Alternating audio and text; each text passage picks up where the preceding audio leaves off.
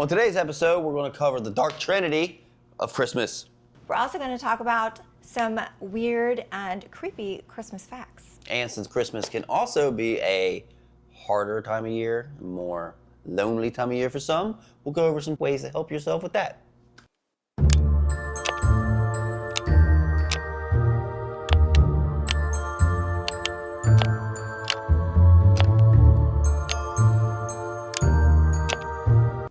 Earlier this morning, Okay. when we were lazily getting ready for the day and lounging and having coffee, you had pulled up some really interesting sort of back history stories and facts about Christmas that a lot of us might not know, because Christmas actually has a really creepy sort of beginning.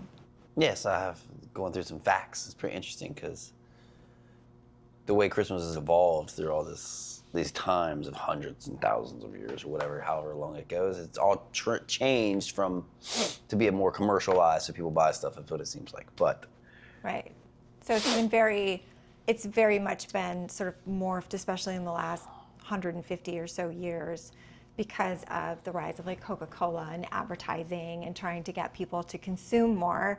That these sort of origins of Christmas have really just become sort of muddied over the years. So we don't really know, like, first of all, like, why Christmas? Like, what is the origin? Like, where does it come from? Why did they decide that December 25th was like the birth of Christ? Because we know he wasn't born on December 25th.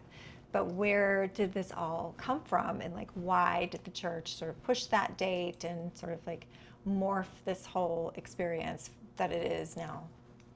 yeah, no, Christmas has been around for a very long time. It definitely has a underlying, we'll say, agenda. That's a really good way to put it.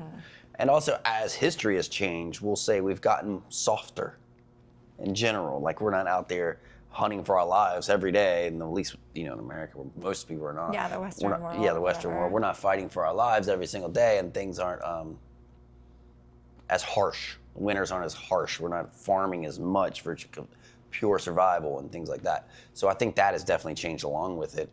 It's also been just another way to keep people in check, or to make morale and bring up, make sure people are behaving, especially children. And there's a lot of other stories that go along with that within the long. But before we get into that, like, what do you feel of Christmas, and how is it for you? And like, what do you like, and what is the things you don't like? And like, just give me your gist on it. I definitely don't like how commercialized it is, because there's so much pressure to get people presents and the perfect presents and spend all this money when you don't have all this money to spend. So it can be really, you get those like Christmas blues, and I've definitely done that because I spent, 20 years as Santa, for my son, who luckily now is old enough to just be like, just give me money. Which makes it easy. Makes it much easier. But, as a parent, especially, that pressure to make sure that you're getting your kids what they want, and, having the house decorated and having all the experiences that go along with Christmas. You want your family to have that. And so there's this immense amount of pressure, I think, this time of year, and even with you, like, I want to make sure I get you something that you're going to love and, be happy about, but then you're always like, don't spend. Yeah, I don't like getting gifts.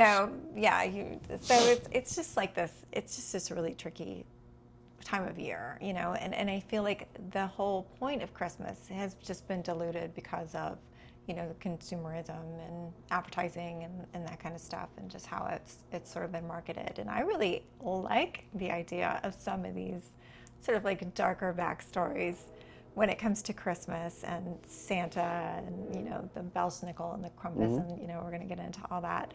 Because I think there's a little something to it, and I think we've lost a lot of like what the purpose was to begin with, just over the years. So Christmas is always just like not my favorite time of year. I really want it to be my favorite time of year. I really want to be able to lean into that.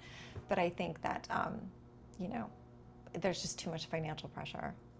Now, do you believe that, no, I know the financial pressures, coming up from not having a lot of money, but do you believe that if you had that immense amount of money, where it really wasn't an issue whatsoever, it would be less stressful? Well, yeah. like life would be, right? Yeah, if you have an immense amount of Yeah. financial resources, yeah. But I mean, even just simple things like being able to get all your family together, if maybe they're not able to travel or they can't afford to travel, They won't things, yeah, travel, which, things like that. Yeah, your family. yeah, like, so my family will not travel. Yeah, so being able to have everybody come together and have that time, I think is the most important. But also things like not having to worry about like I really want to be able to make, this particular dinner or have this particular experience of whatever, being able to do that. Yeah, I think it makes it definitely a little bit more enjoyable. But at the same time, you're still losing sight of what it's all about in the first place, which is just really being with your loved ones and being grateful and thinking, to me at least, it's a time to sort of like reflect on the year. And I am not a fan of the stress that comes along with it, what you were just saying. So I don't believe that, like, I think Christmas is a great thing, and it's, I really, like you said, you put it really well. I really, really want to like Christmas, and I want to get festive, but it really is, when you're a normal, average, working person every day, and you have to go to work, and you got to do this, then you got people that you can buy gifts for, and it's like you start buying some gifts, and you realize, like, oh, the budget is not really here what I want, and it just makes it really hard because, not everybody wants a pack of socks.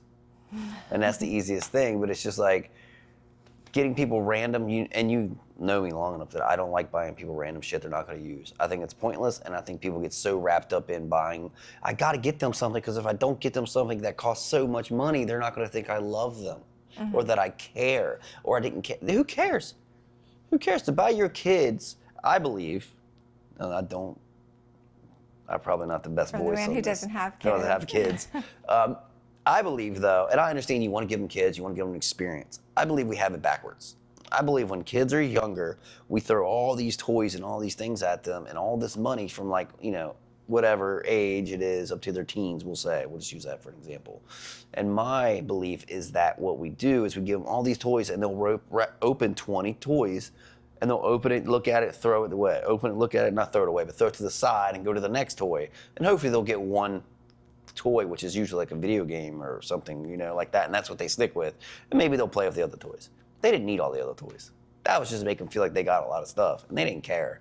In the grand scheme of things, if I believe, and I could be crazy, obviously, if someone knows better, please let me know, but if you get the younger kids, just like here, you get one toy a year. There's something you want, something you need, something that's going to last, something it's good, and you do that through years. And as they get older, they appreciate the one toy.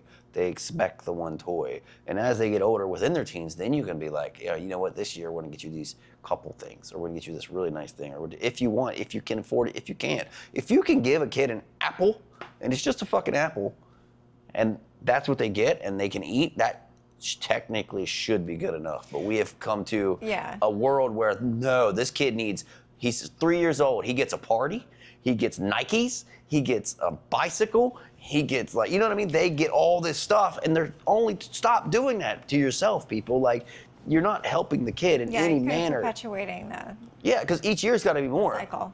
Mm-hmm. Each year's got to be more, plus the kid doesn't want it. Plus, you are over here stressing. You got to go to work. You got to pick up the kid. You got to do that. And you're over here stressing about this thing. Same thing with decorating the house, what I said. Like, most kids and most people, when I remember when I was a kid, if you decorate the house, I didn't care. It was nice to have a tree, and yes, you should have a tree maybe once. But most people decorate their house and buy all these inflatables, which we see, and all these things. And they're like, oh, the kids no, the kids don't care. The kids don't care if you had an inflatable. They're 5. Look at the inflatable, and they run about there every day. If you took the inflatables, where do inflatables go? Then they go about there every day. Yeah. Like, people worry too much about that, I think, and they stress out and they for someone that has experienced it, what do you think of that statement? Yeah, I think we do put most parents put the pressure on themselves when it comes to Christmas and making sure that their kids and their family has a great experience. And there can be maybe like social pressures or family pressures or whatever to, maintain or, outdo yourself. And then you just end up overstressing and stretching your pocketbook too much. And ultimately, like, the kids don't really care if your house is decorated, or whatever it is. And to go back to what you were talking about, like giving an apple. So one of the interesting facts about Christmas is that the stocking comes from when kids would put their shoes outside the door at night. And the idea was that Santa, whatever, would come and bring an orange and put an orange in their shoe. And that was how like stockings came about, and like stocking stuffers or whatever. But that was a Christmas present. That's what they got, was an orange in their shoe that they would leave outside. And they loved it. Yeah. Back in the day, because an orange was... it marked that they were like, good kids, and, that they were able to have, a little treat on this day. No, it's but we've changed so much because like marketing. Yeah. Marketing's so good. Like it's so good, especially with social media and everything now. And I feel like this is within the Christmas realm, but it gets a little bit off subject. But I do feel like everyday life is like that now. It's like, and that's what I hear people talking about. Like, and I agree, and you've heard me say this. Everything's very expensive, but I also feel like we've gotten away from what was actually needed in our life. Like we're like, I can't afford this, I can't afford that. Yeah, but back in, you don't need a lot of the things you think you need anymore. You don't need the nicer, newer car with the $500 car payment. You don't need the new cell phone that was $1,000 that you're paying a certain amount a month. You don't need the new clothes. You don't need to go to the concerts. You don't need to eat out. You don't need all these things that now it's like, oh, I feel like I need. No, they just told you need these things. And now, since so many other people want to show that they can get all this stuff, you feel like you're left out if you don't. Right. But I feel like Christmas is the same way. If you can't buy your wife a $5,000 diamond ring on Christmas, you don't love her. That's you don't love her. If you can't get your kids these toys, this PlayStation 17, and the Chucky doll. Right, because your kids are going to be comparing what they got for Christmas to their friends and what they got for Christmas, and then it's a whole thing, and nobody's going to be happy, and it really does just pollute the whole. It does. The purpose realistically is that I always say that Christmas is just Thanksgiving gifts. Yeah. It's really the purpose is to get your families together and have time. That's another thing. We don't have a lot of time. People are running around. They're so busy. They're visiting everybody. They're shopping. Stop and try to relax and try to be like, today is a day where we're going to get the family together. We're going to hang out with no stress all day and maybe 2 days. And that's what it's supposed to be about. We're eating a bunch of food. It's more sweets and more snacks and all that hot chocolates. The cookies and the hot chocolates. And the eggnog actually was for rich people back in the day, very wealthy people, because eggs, sugar, and milk was hard to come by. It was very expensive. So. Nowadays, I feel like even now, if you can get eggnog, you're doing pretty damn good in your life. People don't realize that, but if you can have those little things, you're actually doing pretty good, so you should appreciate those very much, But, like, you make a lot of sweets. At this time, you're awesome at baking stuff, and even with the gluten-free stuff, it's fantastic. But at this time of year, it's just hard. Like, if you're trying to stay in shape, this time of year is really, really hard. It really is. Like, I'll be honest, as the training and all that and the nutrition, like, it's always easy when right now in our house there are probably 5 to 10 containers of different sweets just sitting around the house. 10, yeah, and it's just like hard not to walk by and fudge and the cookies. Yeah, fudge and cookies, and everybody's making stuff. But you got to find your way around all that too, So just do your best with everything. All right, so let's get into some of the interesting facts that we were discovering this morning about Christmas. Number one that I thought was pretty interesting, that Christmas used to be legal. From 1659 to 1681, celebrating Christmas in Boston was banned, and you could be fined. Why is that? I don't know why it is. That's just what they did. I don't know. There's no real depth of it. I think it was like the Puritans yeah, or something like that. Or, you know the more of that. Also, Santa used to be skinny before Coca-Cola fattened him up. Yeah, Coca-Cola. That's true. And we're going to put Santa in here somewhere. Yeah, they turned his suit red. Turned his suit red to match Coca-Cola cans, so you would want to buy more Coca-Cola. And then they wanted him jolly and sort of, this happy figure. And fat. And Jingle Bells was not written for Christmas. It was actually written for Thanksgiving. Yeah, I didn't know. That's interesting. It was meant to be sung in the fall, not the winter. Interesting. Yeah, I wonder why. Jingle Bells. You're dashing through the snow. Christmas ain't nowhere near. Right? Right, dashing through the snow. It's not usually snowy at Thanksgiving. Yeah, it is. Yeah, in certain parts. Well, it depends. Up north it is sometimes. The Christmas lights were invented because Christmas candles on the trees used to cause fires to burn houses down. You know that, right? Yeah, you would have to put real candles on your tree. Well, that was like, obviously prior to electricity and all that good stuff, so when they were able to do it. I'm going to skip the next one because we'll come back to that one. Traditions we don't do anymore. Putting real candles on the tree is one. Caroling used to be for money and alcohol. Instead of just from going around for fun, it was like a begging thing. I'm sorry, is it not still for money and alcohol? Oh, I just think it's creepy, personally, but that's just me. Like, Why I get else to would see, you go caroling? Yeah, so you'd have. I thought you'd have the alcohol before you went caroling. You're get drunk and then you go. and after. it's like a unsolicited karaoke at your house. Yeah. Yeah, nobody wants that shit. Don't show up, please don't. Yeah, but they would demand food, and if you didn't give them food or alcohol, it was like Halloween, and they would prank you. Yeah. Or take something out on your Like house. trick or treating, but with caroling. We need to bring that back. Oh, you used to decorate the trees with snacks. That one I want to bring back. We're going to bring that back. You would do like little baked goods and some fruits and some other things on the tree instead of ornaments, which I think would be fantastic. A little snack station. Yeah, well, you could do Right in the house. like popcorn strings and just eat the popcorn. Yeah, off the that's popcorn fine. string. Whatever. You can put turkey's legs on there for me. I'm fine. Like, that sounds awesome. And here's what we talked about earlier, the Christmas pickle.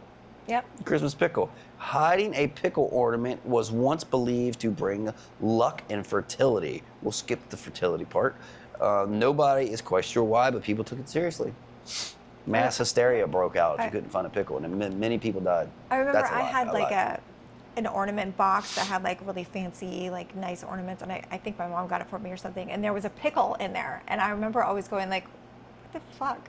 Really? Why is there a I've random never pickle heard in of here? that. Yeah, I didn't. I had never heard of it. Never before. heard of that.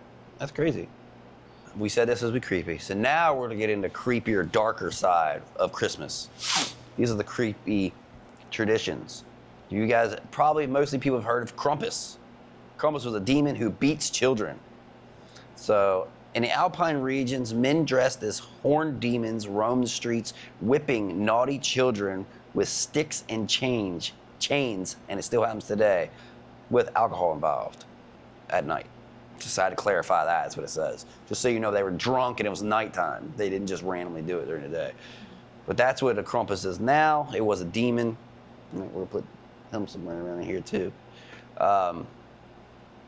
That went through and stole the children, the bad children, if you weren't good. Pretty much what. So a lot of things we were talking about is all these traditions were pretty much way back in the day when the darker times, we'll say darker times, were just kind of to keep kids in line, keep adults in line too. There are some of these things too that said of the Dark Trinity. One of them, and I'm not sure which one, and we'll go over in a second, would, if your house was dirty, they would punish you. If your house was dirty, if your kids weren't together, they would apparently come gut stomachs of the kids and fill them with straw and all that. Yeah, like it's real evil. They keep the kids and together, and other ones would whip kids and weren't bad on the spot. They would go there and they would like ask them like what they've been doing, if you're good or bad. If they've been bad, they would whip them on the spot and do that or give them a gift like that. Yeah, That's Bill naughty or Snickle. nice. So I'll let you do the rest. We'll start with Krampus and Bill Snickle. You Wait, just I go don't have down. my glasses. Oh, Okay. this is awesome. You should. Okay. You look so cute in your glasses. Frau Perchta. Because I can't read that. That's why she's reading these now. I'm going to go ahead and assume I'm pronouncing it terribly, but Frau Perchta, the Perchta. belly slasher.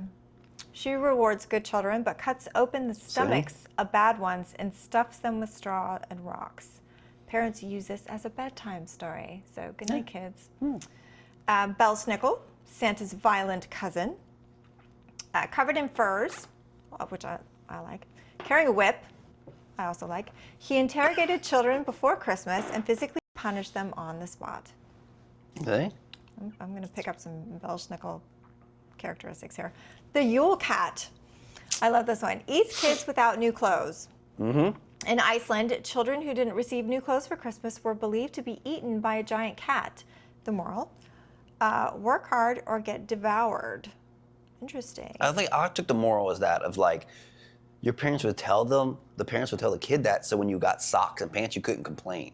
Yeah. You know, kids get socks. No kid wants socks or pants or a Yeah, I used dress to always shirt. get really, really disappointed when I would get Yeah, me too. clothes Now I for get it. I Christmas. love like clothes. I'll take some Yeah. clothes if I like them. But Yeah. it's like back then, I'm like, don't complain because the Yule Cat will come. You'd be happy because we're doing it to save your life. Right. Rather than also Yeah. back in the day, I'm sure way back that if you got a new pair of pants, that was a big deal. Yeah. You know what I mean? sure. Like that was an orange and a new pair of pants, golden Christmas. Yeah.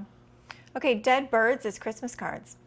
Victorian Christmas cards sometimes featured dead robins, Oh, we have some of those. corpses, or funeral imagery because symbolism.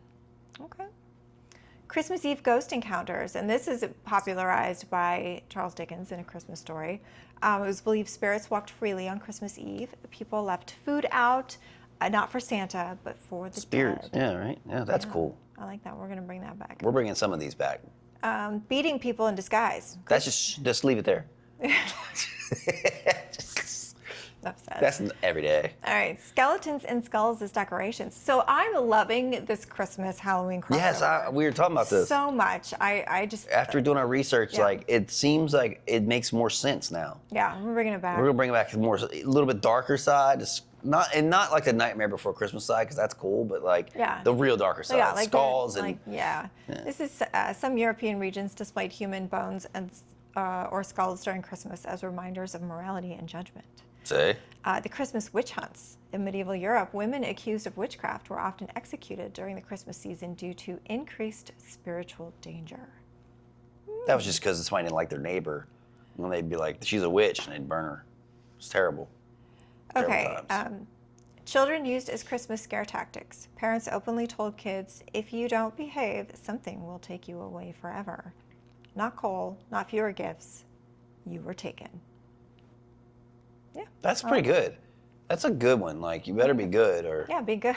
or you're just taken. And You're then, or if gone. they, You're out of here. you know what happened to Johnny down the street? Yeah. They got him. All right, here's another one. That Santa was once feared, not loved. Early versions of Santa judged children publicly and punished them instead of rewarding them. So Skinny Santa was an asshole. Christmas extreme. executions were common in medieval Europe.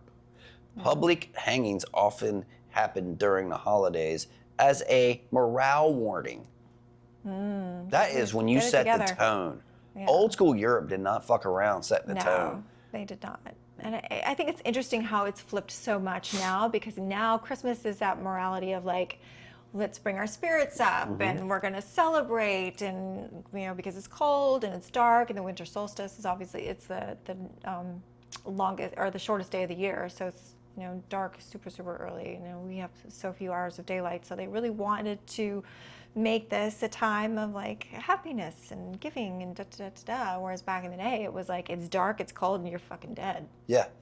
Yeah, no, that's actually one of the things, and I was trying to find it while you're talking about it, and I can't, because there's a lot of these. It's actually pretty cool if you Google this stuff by yourself, because we did this to try to do some research, and we found there was so many that it was just like, we gotta just cover as much as we can.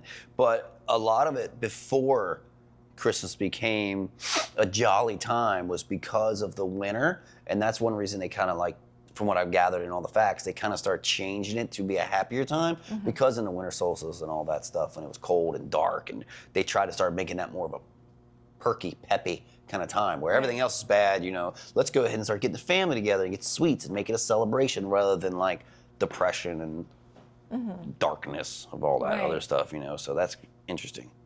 Which is sort of like where Christmas and some of the traditions came from originally, because they weren't originally Christian or Catholic or whatever. I mean, this holiday was sort of like pulled from, the ancient like Roman and the pagans and things like that. So incorporating those dates and those traditions into what is now today Christmas, and so many different things like the timing of the year, or just the symbolism behind a lot of things is actually not Christian. It's Christmas actually existed before Jesus. Yeah. And that was the difference, and then that's when they go through, and that's why it changes as it goes. Many hundreds of years it goes through and changes all these different shapes, and then you get the different religions of pagans and all these different kind of fade out between who wants it, the church, the ruler, the emperor, all that pushes more and then gets it more in these ideals, and then the marketing, like it's all evolved. And it's crazy to see in another 100, 200 years, 300 years what it may, if it exists, if it doesn't exist. Because at some point, even doing a research, like Christmas was getting ready to just fall off. And that's when they start bringing it back also. It was like really getting to the point where like when you're, it's the winter solstice and things are going bad, who in the hell wants to celebrate a thing that doesn't even have any benefit, right? So then they start pecking it back up. Yeah, so they could sell things. So, yeah, then they start, let's bring the morale up. Let's make it a happy thing. Let's a celebration. Coca-Cola made everybody really appreciate it. So this can be obviously a really happy and amazing time for people to spend with their families and, get all excited and, really just a really happy time of year for people. But there's a lot of people out there where it's not. And it really is a painful time or sad, or you get the Christmas blues or seasonal depression and all that kind of stuff. I definitely have had my years of I hated Christmas. I hated when it came around every year. It was just like, I just want to get through this. I want it to be over. And so I think that there's a lot of people out there for so many different reasons that really don't like this time of year. So what do you think would be some helpful things that people can do to sort of help them get through it and make it a little bit more enjoyable? I understand that it's hard, especially for lonelier people that don't have any families, or people that are suffering like a breakup or just suffer from depression. It's definitely got to be harder because it's stressful, and if you don't have people around you, like, it does make you feel like you see all these other things of people running around and all that. So I think being aware of it is a big thing, and I think people being aware that you're not alone overall, and this season will pass, and just go one day at a day by day, get the best you can, and do all that. And if you need to talk to somebody, find somebody to talk to and do all that, reach out if you have family members around. I think that's a big one too, especially coming from somebody who doesn't live around technically their family. And I don't get to see, I talk to my family, my mom a lot, my brother a good bit, but it's like, man, the season is still kind of hard because there's times where I used to be able to just go down the street, or I used to be able to drive 20 minutes, a half hour, or whatever, to go see my family. And it was like, oh, that's cool, we roll in. Now it's like a couple years and years. I've went, before we went and saw them, it was like a year and a half, 2 years, 3 years since we've been back home, and I haven't been out of Christmas in 10 years. You know what I mean? So it's like, yeah, you miss them and all that, but I also believe people that don't have the families, don't have people around, you definitely need to reach out and talk to somebody and just make it the best thing you can. What do you think of all that? Yeah, no, I definitely agree with that. Trying to reach out to people. Try not to isolate yourself. If you don't have anyone, like friends or family, then finding someone that you can reach out to, like a professional or counselor or somebody. But also, don't isolate yourself.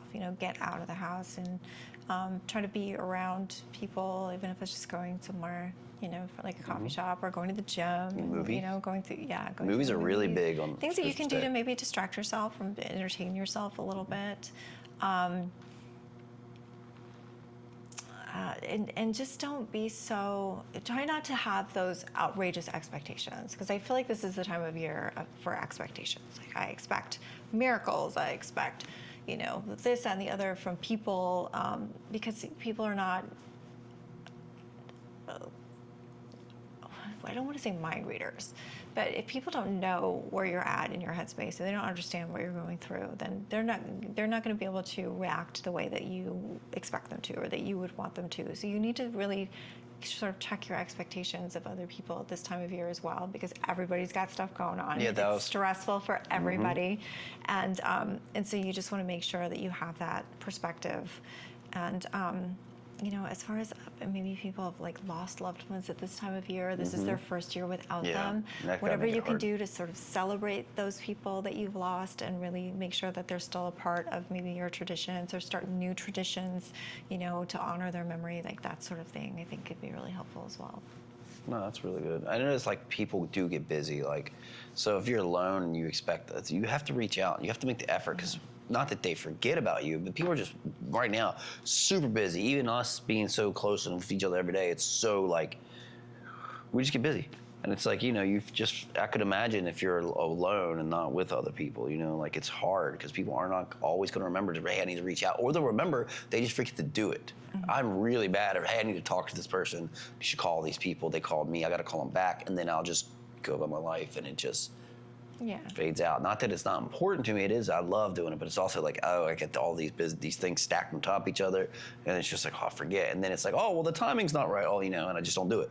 And it's like, oh my, I've talked to them in a month or two, you know, and then you end up like only talking to people during the holidays. And then some people you don't talk to during the holidays. And that's you used to talk to all the time. So it's just, things evolve, but you just got to talk to people. And as an adult, you are responsible for reaching out and asking and saying, hey, I would like help, I would need help, or I just feel this way about it, or go to the movies. If you're one of those people that's really lonely, like being around you, if you have the option, dive into work more, dive into the gym more, like you were saying, like dive into things that take your mind off of it. Like I know some people think, oh, work. No, we at work. A lot of people like their work. And a lot of people just like being busy, and it's better for people to be busy a lot of times rather than being stagnant. Because I've learned it, like over time, I'm not good stagnant. Like that's my mode. Like I like doing things. If you have, like I like being busy in something. Like I like being focused on something, and being stagnant really starts making me feel antsy. And I like energy. So a lot of people need those things. A lot of people, and this is not a depression part, but the gym is that way for a lot of people. Like a lot of people don't go there because they're trying to really look really good or get really strong. A lot of these people are really fighting some demons just because they need to go somewhere. They really need to like work out some shit. Some of these people you don't know, but this is keeping them off the street, and this is keeping them from fighting or stealing. Or it sounds weird, but it's a real. People find their thing, and it's so true. So if you see somebody in the gym doing some crazy shit that you can't explain, just let them be. Just seriously, at least they're there. Like, don't be the guy that says, "Oh, why are you here?" Like, it doesn't matter. Like, it really doesn't matter. It's not affecting you. Now, if they're doing some backflips on the barbell and going to kill themselves, that's something different. But I'm just saying, you don't know. So. Right. Have you ever struggled with any of this stuff? You said you have. So, like, what brought that on? That was definitely because of my unrealistic expectations of what I wanted Christmas for Oliver to be. And I felt like I wasn't able to give him the Christmases that I really wanted him to have. Why did you have these expectations for trying to give your son such a Christmas? I don't know, because I think that as a parent, I just wanted to make everything magical and have these like incredible memories and experiences for him, like growing up. Do you feel like he still has those? Do you feel like Christmas was let down, or did you just have like it was, like you were saying, your expectations were too high? Yeah, and was he let down, or he was same? I think it got to a point where it's like, okay, I'm not able to sustain this. Yeah. And he's old enough now to know that I'm Santa. And can be realistic about, things. So it's like we have that sit-down chat, like, okay, what is it that you want? Which usually, again, he says money, and then I'm like, well, I want to get you something else. So, socks. Can you give me something else other than, otherwise you're getting socks or what he needs. So the pressure's a little bit off now that he's older, but just when he was younger and growing up, and I think that just my family dynamic at that time made everything that much more difficult. That makes sense. Those were, Christmas was like, oh man, I hated it when it rolled around. It's like, oh, people don't understand too, because I've been in a situation, is like Christmas is really hard when you are with your significant other and they don't jive with your family. Yeah. That makes it like, you don't even think about that because you're like, it won't be that difficult. Then you realize like, oh, this shit's weird. Yeah. It's awkward. Like, I've never had fist fights or anything like that, but it's just like, we got to go over here, we won't stay long. We got to go over here. It's also a thing that I've seen my family do, which is I find is so strange, and I'll never do it. And if I ever do this, please yell at me. When you're like, families are divided a lot, especially when you have you have a sibling or a kid or whatever, and then now they're dating somebody. They have to split that time between the families. You have a divorced family. So mom and dad has two different Christmases now. Now the kid's got to go to the East. A lot of people, and I've seen this happen, where if the kid now needs to spend time at the girlfriend or boyfriend's house, there's the family, well, why do you got to go there first? Well, why do you got to go spend this? Why don't I get more time with you? And then, and it just makes everything so much harder because you should be happy. All right. Well, we hope that you enjoyed this little Christmas chit chat. Again, it's right around the corner. We hope you have an incredible holiday season. Maybe you learned a few things, and a couple of things that you can use to maybe scare your kids. We are bringing up the Dark Christmas, though. That's going to be our new thing. Mix Halloween and Christmas. Yeah, we're bringing it back. It's going to be awesome. Yeah, we're not going to beat the kids or disembowel anybody or anything like that. she might. But thank you for watching. Hope you learned something, and we'll see you in the next one. Bye, guys. Merry Christmas.